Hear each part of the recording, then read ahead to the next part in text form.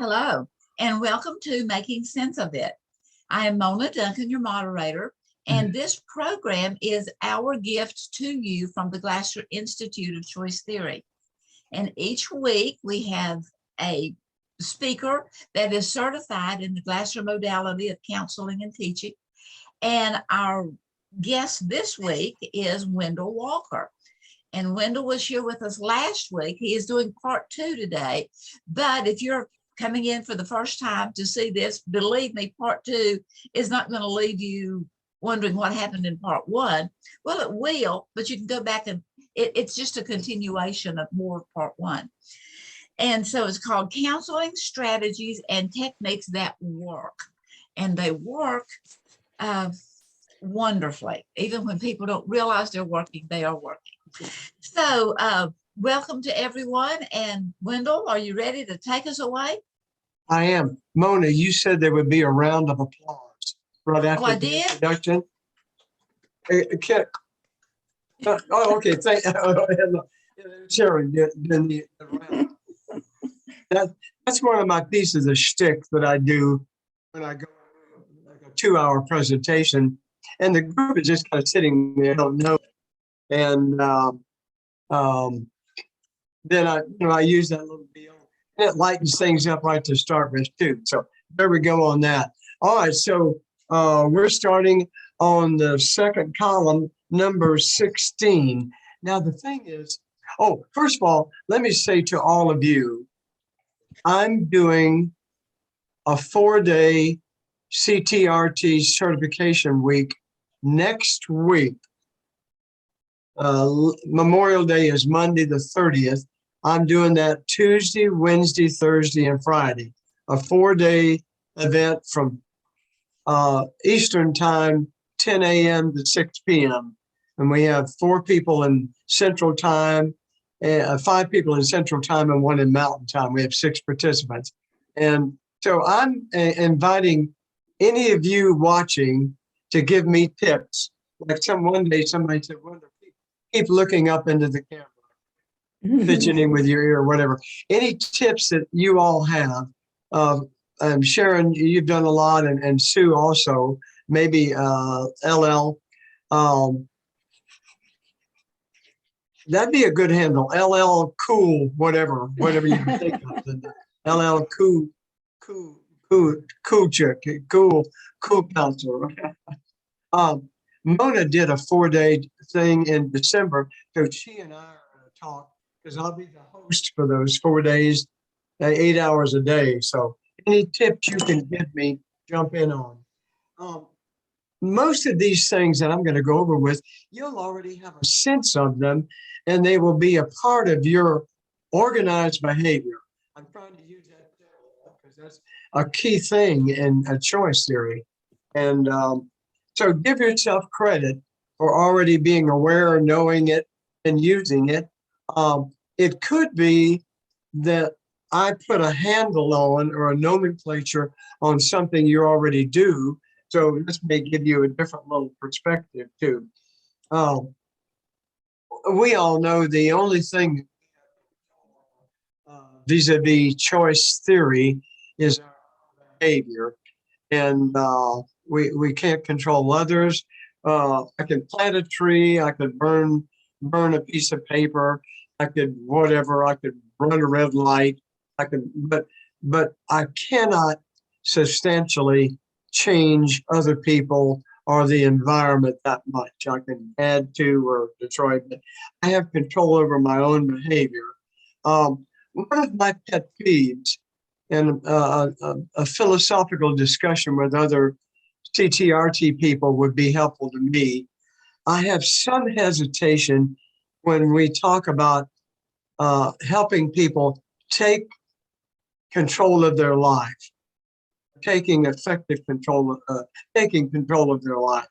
Because my understanding, even if I'm locked up in jail and I'm acting crazy, I'm in control. I draw a continuum, picture horizontal. At one end of the continuum is less effective control, and at the other end of the continuum is more effective control. Not in control or out of control, but less and more. That covers all situations. And I think that's a good description for Glasser's work. And so, what do I have control over? On my own behavior. So, and we would be teaching people who or others saying are out of control, that they're really making those decisions and that they can learn to make more effective decisions. And part of it we have to kind of teach ourselves too. Number 17, empathy shots. I named this after Perry Good. Perry was one of my primary mentors in the early days. And she was very good at moving fast with and some pinpointing things. Well, what did you do then? What was it you wanted to happen? How did that work out? So boom, boom, boom. She also did a good shot, a good job of doing what I call empathy shots. I know that must have been extremely difficult for you to get there and find out that nothing was the way you wanted it. Must have been a disappointment, a shock, but she wouldn't dwell on that for 20 minutes. Then she'd move on. I think that the effective helping person, supervisor, parent, counselor, clergy, what have you, has got to have some empathy in there somewhere. Now, we may not want to go Carl Rogers or other people where we're doing almost all active listening and empathizing, but I think anybody who fails to demonstrate verbally, non-verbally, some empathy with the person is not going to make the kind of connection that they want. Number 18, I think last week I probably crossed over and hit on these things. The wonderful analogy. The only way I can make a withdrawal from a savings account is to have put something in there in the first place, made a deposit. Well, the only way I can effectively make a withdrawal on this counseling helping relationship is if I put something into that account. And that's empathy shots, that's sometimes personal disclosure appropriately. And the withdrawal will be the confrontation. We're going along, this and that and so forth. I say, time out for a second. You know, I ask you, when you did this, did things get better or worse? Because the person doesn't want to ask that. So I'm putting them on the spot, so to speak, and I can do it lesser or more, less or more with the tone of voice. But when I start asking them to make a self-evaluation and take responsibility, that's a challenge. And if I don't have much in the bank with them, a relationship, that'll be a difficult kind of a thing to pull out. So, you know, have I put something into the account there? Number 19, easy and firm approach. Oh, I've got we have a misspelling on number 19. Should be EASY, easy, firm approach. And that's just a general kind of, it's just like good cop, bad cop. There's like two of you working with a person. So you go along easygoing and friendly and what have you, and maybe even a slower pace. And then I may say, a time out, Lawanda, listen, you asked me before about this, and I'll just tell you, I think that if you keep doing this, things are going to get worse. So now I'm getting kind of in their face a little bit too. So you figure out, you know, how you want to shift back and forth.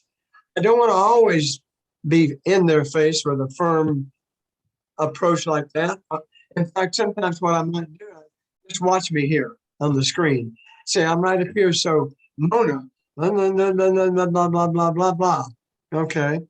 And then watch, I say, well, listen, let me sit back and think about this. Just even the process of moving back and relaxing there could easily reduce kind of the tension between myself and the helper, the helpee. So physically, psychologically, non-verbally, a firm approach, an easier approach too. Number 20 is a good one. If I were to talk to, and you can just fill in the blank, if I were to talk to your mother about this, what do you think she would say, even if you didn't agree with it? It's, what would she, can you even mimic her? Use her tone of voice. Oh, he always does it, and so and so. We're going to get a lot of good information. The person, if I just say, well, what will you do? What were you expected to do? Something else. But what do you, if I were to talk to your mom, what do you think she would say? If I were to talk to the principal, the teacher, this is the same as last week, number 5, a video. If there was a videotape, the security camera in the classroom, and we looked at it, I know you tell me you were doing nothing, but would you be sitting, walking, looking around, throwing something, whatever? And it almost acts like a truth serum, getting people to say the exact accurate information. And of course, my job then is not to jump down their throat if they were doing something that wasn't compatible with the situation. I say, okay, I understand that. You were antsy, you were uninterested in what was going on, and so you didn't have your book open and you were talking. I can understand that. Yeah, I've been there before too. There have been times I've been somewhere and what people were saying was a, and so it's hard to keep focus if you're not, too. Number 21. Actually, I hit on this last week too. You don't have to change. Each of us can give ourselves credit for going along, even whether we're teaching something, whether we're counseling, whether we're talking to a staff meeting, whatever. And you're going along and all of a sudden something flashes in your mind and you create a brand new analogy or a brand new gesture. Hey, time out. And it's sometimes I don't steal material from other people. I tell them, hey, I'm taking your material, I'm using it and giving credit. But I use a lot of other people's material and then make that a part of my organized behavior.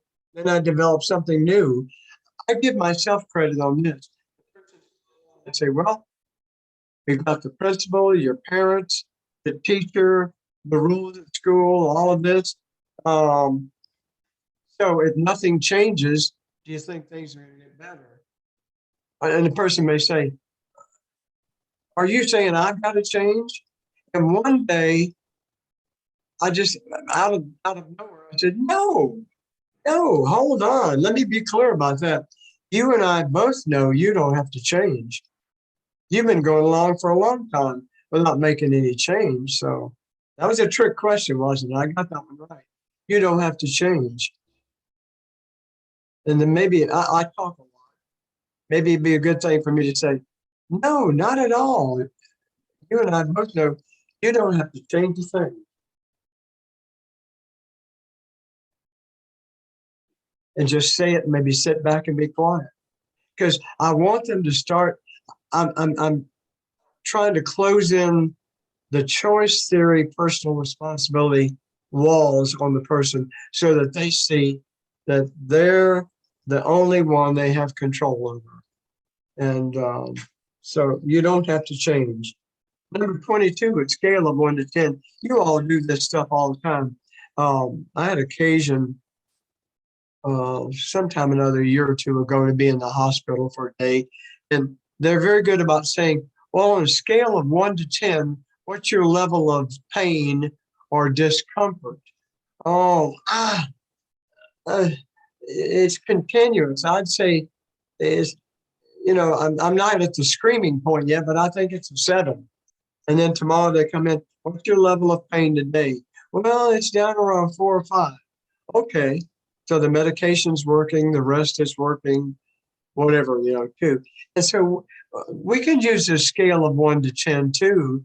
But now you tell me that you want to graduate from high school on a scale of 1 to 10. How bad are you saying that like the humor me?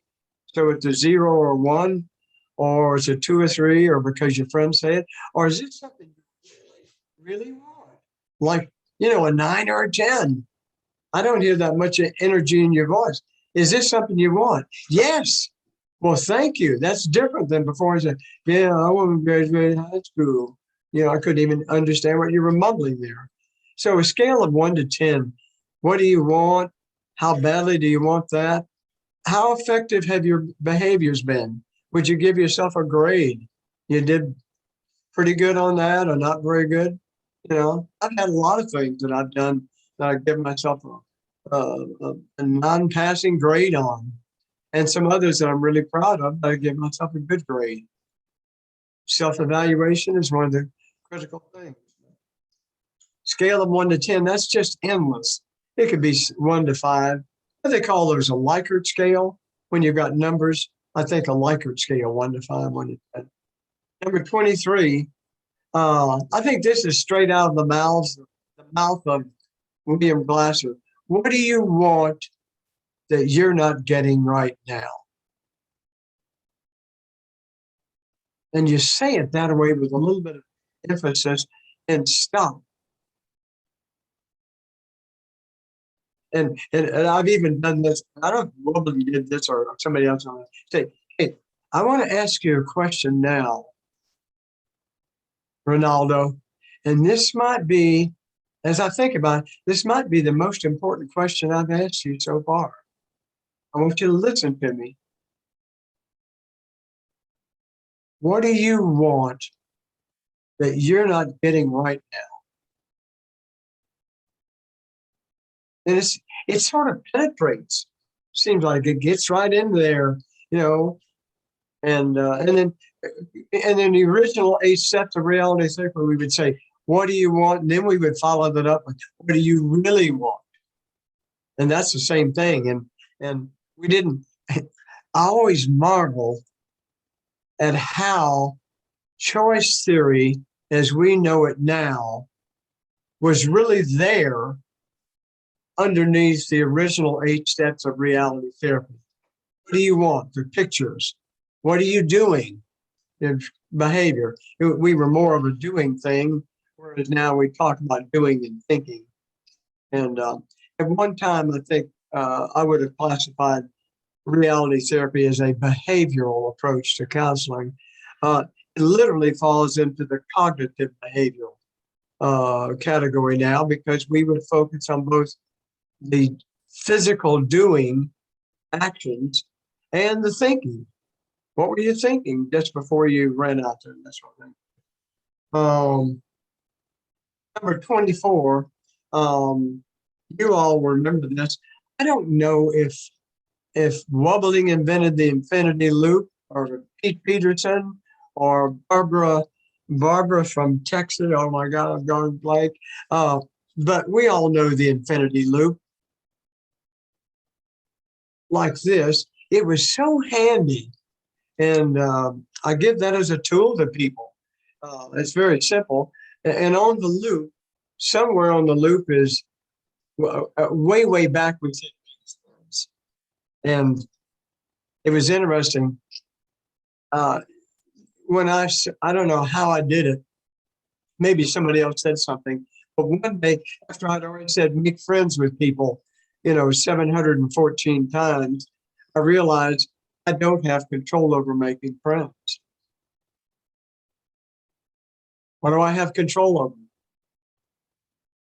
I have control over being friendly, being caring, being concerned, being helpful. And if I do enough of that, and in fact, I used to say, this is a little bonus thing, my job was to put my picture in your quality world. Well, I can't do that, but I said that 218 times. put my picture in your quality world, that I can't do that. And as decent a human being, as friendly and nice as I am, you all aren't going to believe this. There are people every too often who don't put me in their quality world.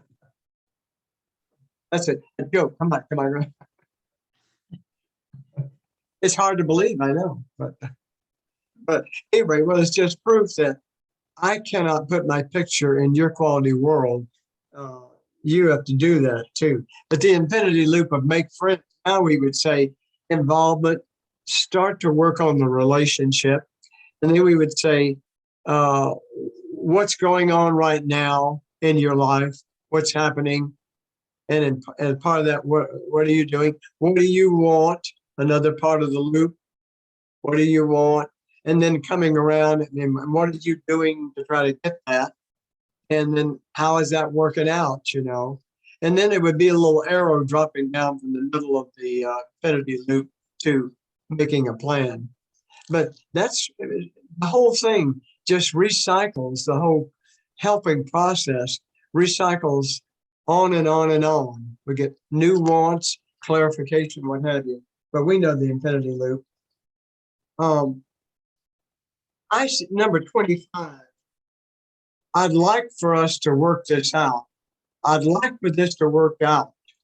There are people that are pretty good about counseling with choice theory or reality therapy, and their goal is trying to convince this person to make some different choices so it work it out. And they may even tell them, listen, if this doesn't work out, you can't stay here, blah, blah, blah. They do that. And some of them fail, in my opinion, to add this in. You know, Bobby, listen to me here. I'm on your case right now. You're right, because you can't be doing this stuff in the classroom. But let me just tell you, I'd like this to work out. I'd like for us to figure out how to work this out so that you can be in school and learn. That's where we want you. Okay? That's what I want to happen. I'm not looking to kick you out. I want to work it out, not kick you out. That's what I'm thinking. But saying those words, I'd like to see you successfully complete probation. In fact, I'll go to bed and see if we can get you released from probation, 3 or 4 or 5 months early. That's what I'd like. I'd like something positive for the person, On to the next slide, Mona. Number 26. What is this? This might have been in the role play with Glasser and Fitzgeorge Peters. It's a theme that would suit all of his counseling stuff too. And just saying, no, I'm not giving up on you. The young woman who played, she played the role of a person in a juvenile detention center. She had her arms crossed and she was turned and she wasn't talking to him. I forget her name, the name that they used. And Glasser eventually just kind of gently prodding and exploring. And then she says, just leave me alone. She got loud. And well, that's a good sign, that something's happening there as opposed to just inaction. And he said, no, I'm not giving up on you. I'm just trying to find a way for us to make things better for you. I'm not giving up on you. Other people may have given up on you, but I'm not doing that. And this person's not convinced. The other people they've dealt with have given up on them.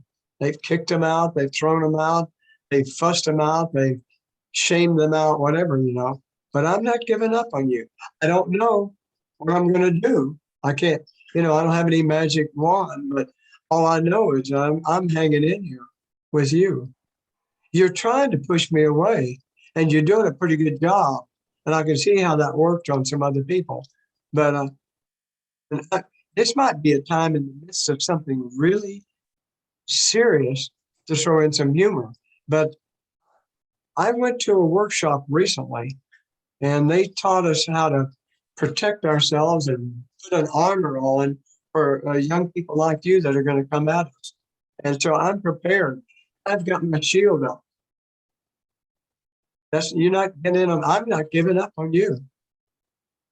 I don't want you to give up on yourself. 27, hand gestures. We all do this sort of thing. Here we are, and Welding did a presentation in that recent faculty meeting, the fork in the road kind of a thing. Okay, this is great. Like, this is where we're at right now. And you're on this road here, fussing with your parents, the school, other people in this marriage relationship, what have you, and you're unhappy with it. And we're at a point where you're going to decide, do you want to keep going down this road, or do you want to try a different road? And it's interesting, people think, well, I don't like what's going on now, but I don't know how to change it. What do you think I should do? They started asking us the prescription, the fix. Well, doctor, what do you think I should do? Take 2 aspirin and call me in the morning, And I could even throw that in the midst of the serious thing. Well, I'm not going to tell you to take 2 aspirin and call me in the morning, and I'll bet they'll smile or a little chuckle. And anything at all that I can do to break that serious oppositional relationship is helpful too. So we got this road and this road. This road here is off probation and back out in society, doing your or out of jail, whatever, which road do you want to be on? And that may change during the course of people. One of the things I've heard from a lot of people who do marriage and family counseling is that people may come in, first of all, saying they want to work it out. But the helping person starts to sense after a while that one of them really doesn't want to work it out, but they haven't said that to the other. And what they're doing, they're wasting everybody's time by going through the process. And that might be I'm going on a little detour here. That might be good justification for meeting with the 2 different individuals privately, first of all, and assuring them of confidentiality. Ramona, my sense is that I'm not convinced that you're 100% committed to making this relationship work. Maybe I could be wrong. What can you tell me? Well, I've been saying that, but I really don't want to be a part of this anymore. Okay.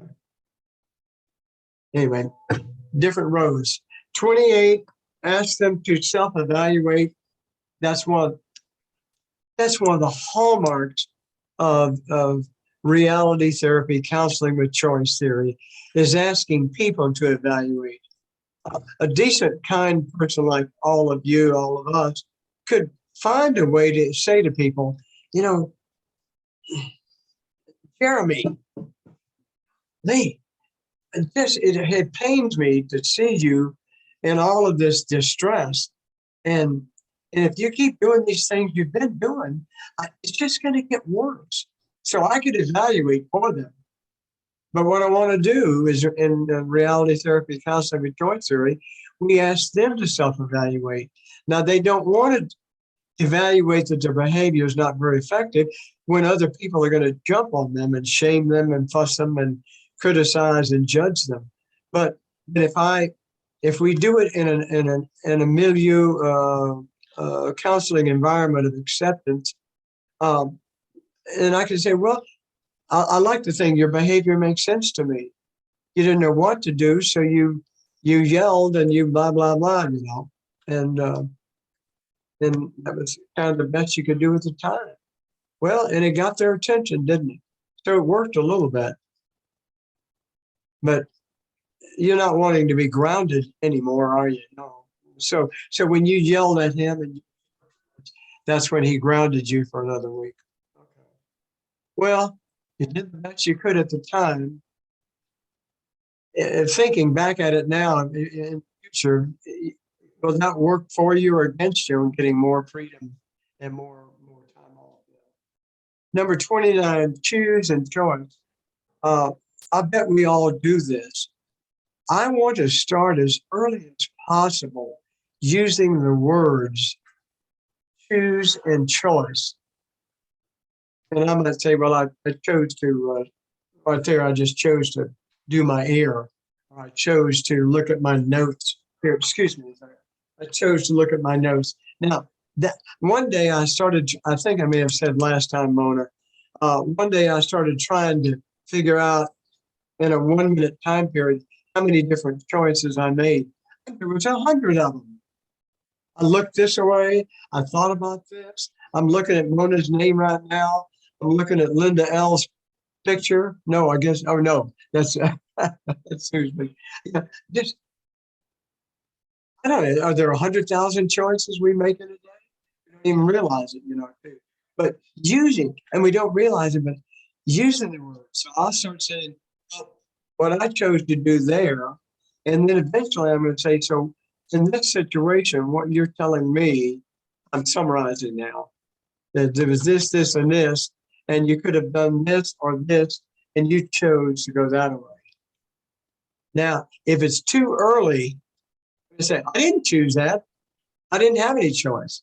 I can't force that thinking on them, that education, until I kind of make a case for it. So I'm going to come back to it.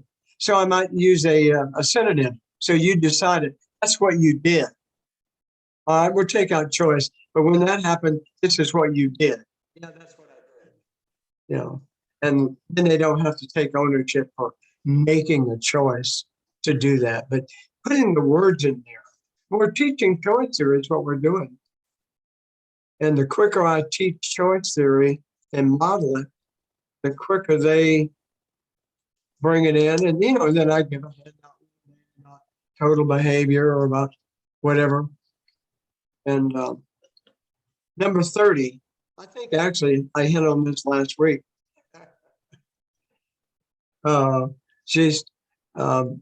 You've convinced me that. You've convinced me that you're crazy.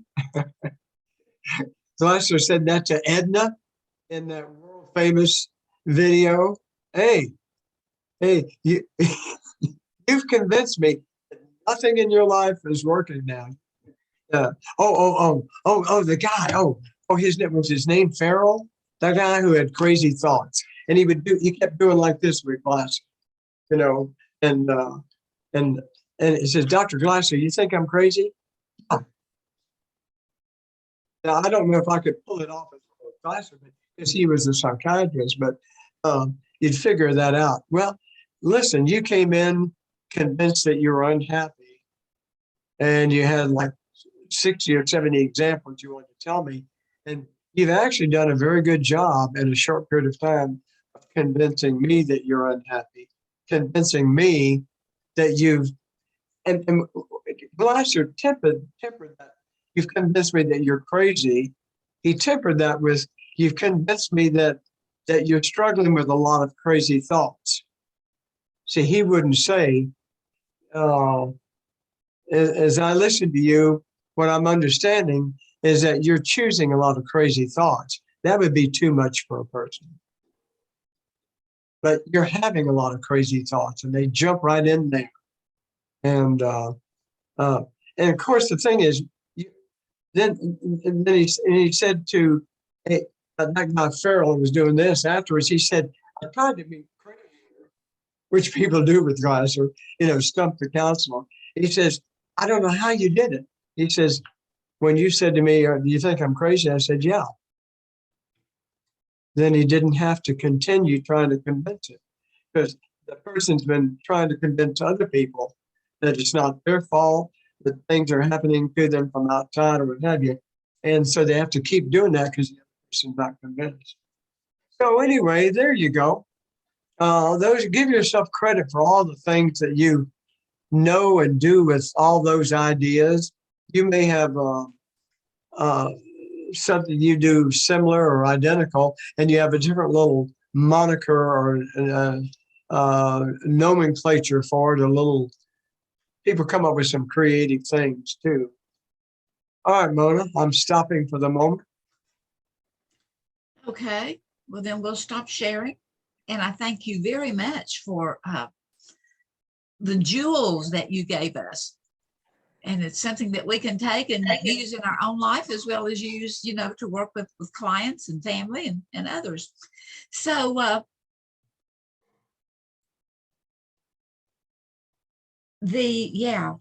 was taking notes here, but instead of notes to ask you, I was taking notes to implement in working with people on my own. So thank you very, very much. This has been a wonderful, wonderful thing. And we thank you. And those of you that are staying here, that are watching live with us, we're going to stop the recording, and then you are welcome to ask questions or make comments to Wendell.